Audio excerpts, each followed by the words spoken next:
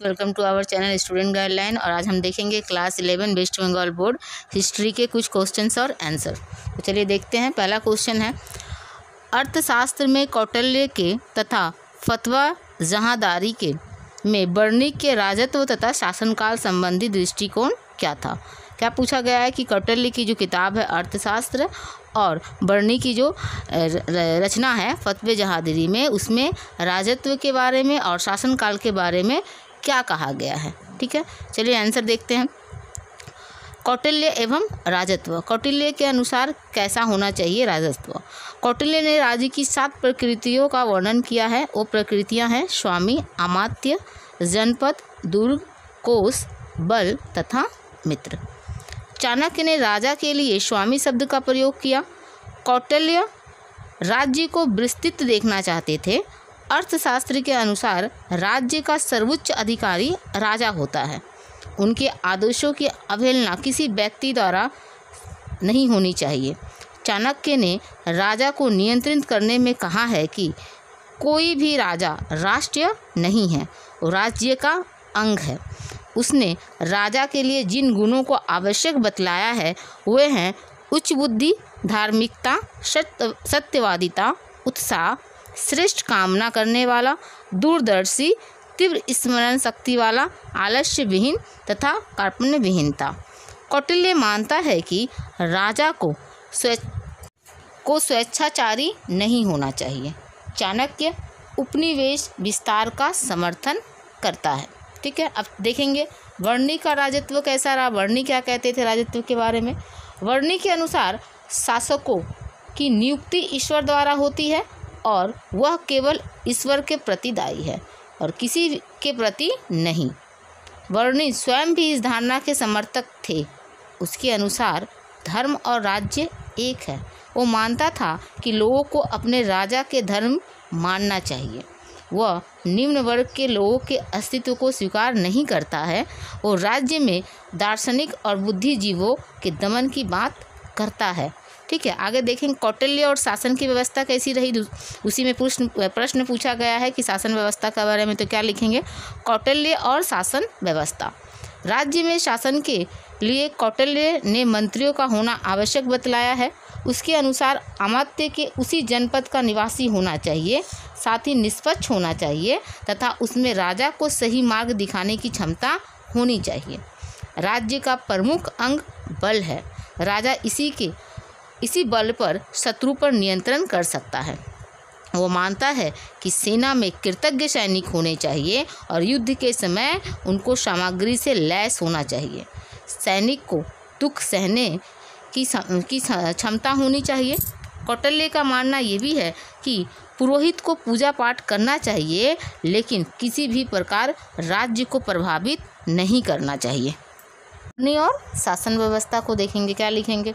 फतवे जहांदारी में राज्य का स्वरूप, राजा का आदर्श एवं अन्य प्रशासन संबंधित वर्णन किया गया है। वर्णी सुल्तान के लिए इतिहास की जानकारी आवश्यक मानता है। वहीं वर्णी उच्च वंश के महत्व को स्वीकार करता है। उसकी मान्यता थी कि निम्न काल में उत्पन्न लोगों को राज्य के महत्वपूर्ण पद पर नहीं रखना चाहिए।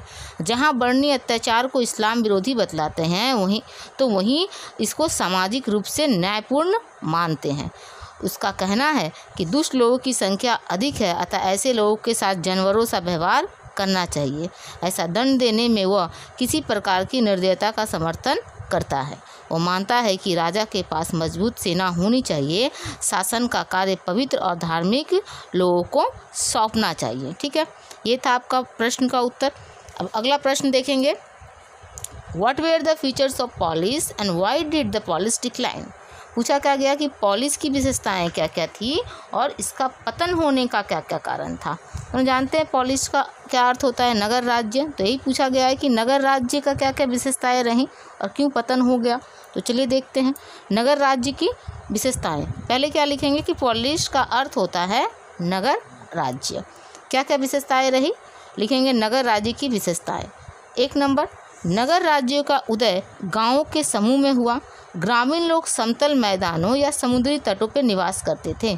उन्हें इस बात के लिए उत्साहित किया जाता कि वह एकांत और असुरक्षित स्थानों को छोड़कर सुरक्षित स्थानों पर एक साथ रहे। अगला, दूसरी विशेषता क्या रही? ग्रामीणों की सुरक्षा के लिए शहरों को क्या किया जाता था? दीवारों से घेर दिया जाता था। तीसरी, भौगोलिक दृष्टि से एक होने पर भी उनमें विभाजन की भावना तीव्र थी। प्रत्येक नगर राज्य एक दूसरे से भेद रखते थे। अगली विशेषता, ग्रीक में उपजाऊ भूमि कम थी। हम लोग जानते हैं, लिखेंगे ग्रीक में उपजाऊ भूमि कम थी अतः उन्हें दूर की भूमि से आवश्यकता की वस्तुएं लानी पड़ती थी। इसलिए नगर राज्य के लोग संगठित होकर सागर तट और बाजार की सुरक्षा पर विशेष ध्यान देते थे। अगली विशेषता, ग्रीक लोग विभिन्न द्वीपों से थे पर वे भी अपने को एक ही वंश का मानते थे, लेकिन वे कबीलों में बटे होते थे। नगर राज्य के प्रशासन में प्रत्येक कबीला अपनी ताकत को बढ़ाने का प्रयास करता था। ये थी विशेषताएं। अब लिखेंगे नगर राज्य का पतन का क्या कारण था।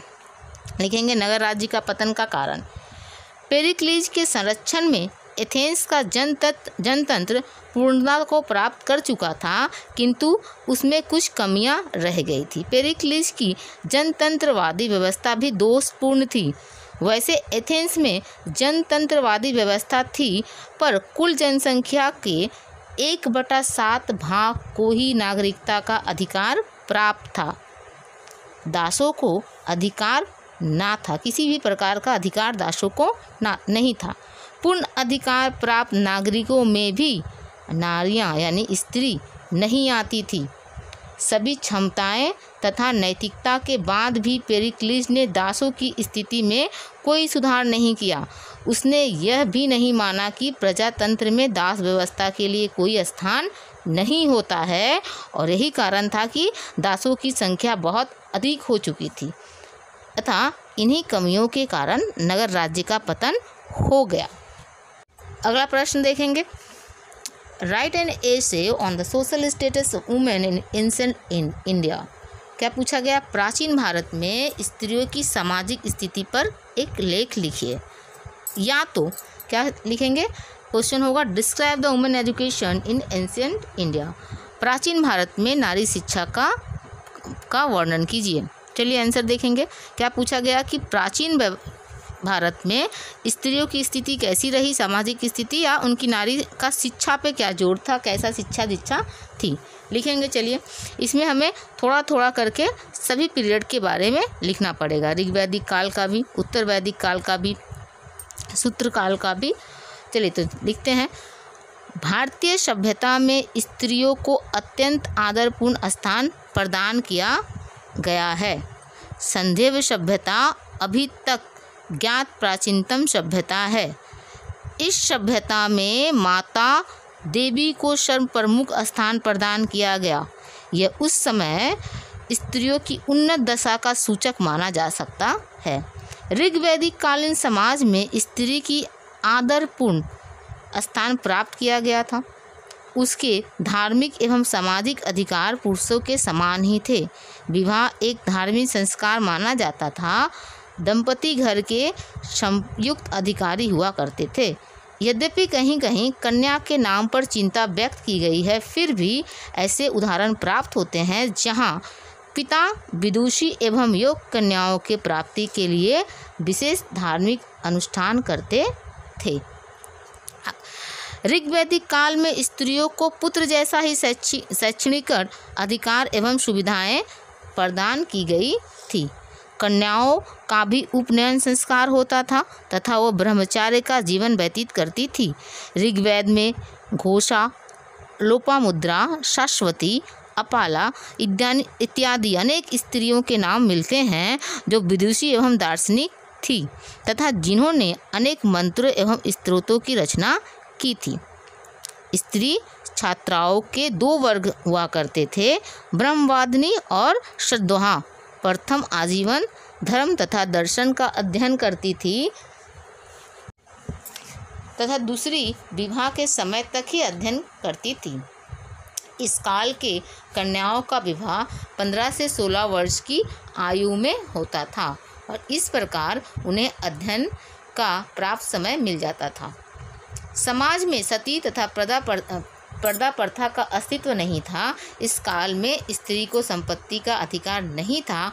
उन्हें शासन की दृष्टि से अनुपयुक्त माना जाता था। ये ऋग्वैदिक काल था। देखेंगे उत्तर वैदिक काल, लिखेंगे उत्तर वैदिक काल। इस काल में स्त्रियों की स्थिति पूर्ववत बनी रही। कन्या की शिक्षा का विशेष ध्यान दिया जाता था। उनका उपनयन संस्कार होता था। वो ब्रह्मचार्य आश्रम में रहते हुए अध्ययन करती थी।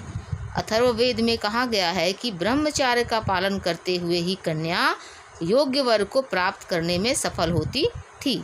विवाहिता स्त्रियां यज्ञ में भाग लेती थी। कुछ स्त्रियां धर्म और दर्शन में निपुणता तथा विद्वता प्राप्त कर चुकी थी, किंतु समय के साथ स्त्रियों की दिशा की शिक्षा व्यवस्था में कमी देखने को मिलता है। अब स्त्रियों तथा कन्याओं को गुरुकुल के स्थान पर घर पर ही पिता, भाई तथा अन्य सदस्यों से शिक्षा प्राप्त की जाती थी। ऐसी स्थिति में केवल कुलीन वर्ग की कन्याएं ही शिक्षा प्राप्त कर पाती थी। हालांकि कन्या का विवाह पूर्व की ही तरह वयस्क होने पर होती थी। क्षत्रिय समाज में स्वयंवर की प्रथा थी। सती प्रथा का अभाव तथा विधवा विवाह होती थी। पर्दा प्रथा का प्रचलन नहीं था, लेकिन सामाजिक समारोह में स्त्रियों का जाना मना था। सूत्र महाकाव्य काल में स्त्री की दशा। सूत्र महाकाल आते आते इनकी दशा पतन उन्मुख हो गई थी। कन्या का जन्म अभिष्ट नहीं माना जाता था। अब स्त्रियों का उपनयन संस्कार बंद हो चुका था। विवाह के अतिरिक्त उनसे संबंधित सभी संस्कारों में वैदिक मंत्रों का उच्चारण नहीं होता था। इनकी विवाह का उम्र भी घटा दी गई थी। दूसरी सदी तक स्त्रियों का उपनयन संस्कार पूर्ण रूप से बंद हो गया तथा अब विवाह को ही उपनयन का विकल्प मान लिया गया था। ईसा पूर्व दूसरी से तीसरी सदी तक भारत में विदेशी आक्रमण का काल रहा था। इससे समाज में भारी रूप में अव्यवस्था फैल गई, जिससे सबसे अधिक स्त्रियों की स्थिति प्रभावित हुई थी। इनकी पुनर्विवाह पर रोक लगा दी गई तथा विवाह के स्थान पर संन्यास के माध्यम से मोक्ष की प्राप्ति की बात कही गई। सती प्रथा का प्रचलन बढ़ा तथा दिन प्रतिदिन स्त्रियों की दशा खराब होती गई। इस काल में पुनर्विवाह के अभाव में पुत्रहीन तथा विधवाओं की संख्या में वृद्धि हुई अतः उनके पोषण के लिए धन संबंधी अधिकारों को मान्यता प्रदान किया जाने लगा। आखिरी पॉइंट लिखेंगे 5वीं से 12वीं सदी तक स्त्रियों की दशा कैसी रही। इस काल में स्त्रियों की दशा निरंतर पतन की ओर चला गया। 12वीं सदी आते आते पूरे देश में विधवा को उसके मृत पति का उत्तराधिकारी स्वीकार किया जाने लगा, किंतु जीवन के अन्य क्षेत्र में उनकी स्थिति दयनीय बनी रही। उपनयन की समाप्ति तथा बाल विवाह के प्रचलन के कारण उनकी स्थिति समाज में निम्न स्थान तक पहुंच चुकी थी। अब इनकी विवाह का उम्र 8 से 10 वर्ष कर दी गई थी। विधवा विवाह बंद हो गया तथा राजपूत काल में सती प्रथा का प्रचलन बहुत अधिक बढ़ गया था। राजपूत वंशों में कन्याओं की उम्र 14 से 15 वर्ष की होती थी।